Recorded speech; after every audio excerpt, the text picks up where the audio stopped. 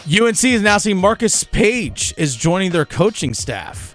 I think this is pretty awesome to see a former Carolina player joining back with their team to be part of the coaching staff. Here's my hater take. Okay. Has nothing to do with Marcus Paige, who hit one of the most amazing shots in Carolina history, if not a little bit forgotten at this point.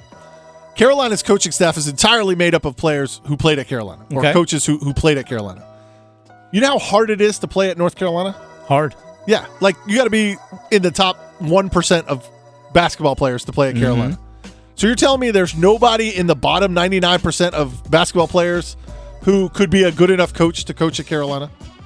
Like, you are limiting your coaching staff so much by only hiring former Tar Heel players. You had to be one of the best high school players in America. Yeah. And you had to be an American, most likely, in order to play at North Carolina. So you're eliminating 99, probably 0.4% of all basketball coaches because they didn't play basketball at Carolina.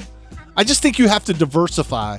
I don't think the University of North Carolina or Duke or NC State has a monopoly on good ideas.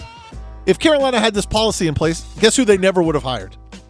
Dean Smith. Because Dean Smith did not play at North Carolina. Yeah. I just think it's look, Marcus Paige may be phenomenal, and this has nothing to do with Marcus Paige. So he is going to be the, real quick, his title is supposed to be the Director of Team and Player Development. I just feel like you've got to open the door to more voices, to more backgrounds. If the only backgrounds you have are guys who played college ball at University of North Carolina, I think that's a silo. That's a little bit of a silo. I mean, look down the street at Duke, though. I mean, John Shire played at Duke. Emil Jefferson, Nolan Smith. Those guys have all been part of their staff, too. But he went off. He went off that script. John Shire hired coaches who did not play at Duke. He hired some assistants on his staff who did not play at Duke. And so that's all I'm asking. I just think as North Carolina, you should not only limit yourself to guys who are good enough to play basketball at North Carolina. You know, Brad Stevens wasn't good enough to play basketball at North Carolina. Greg Popovich wasn't good enough to have played basketball at North Carolina.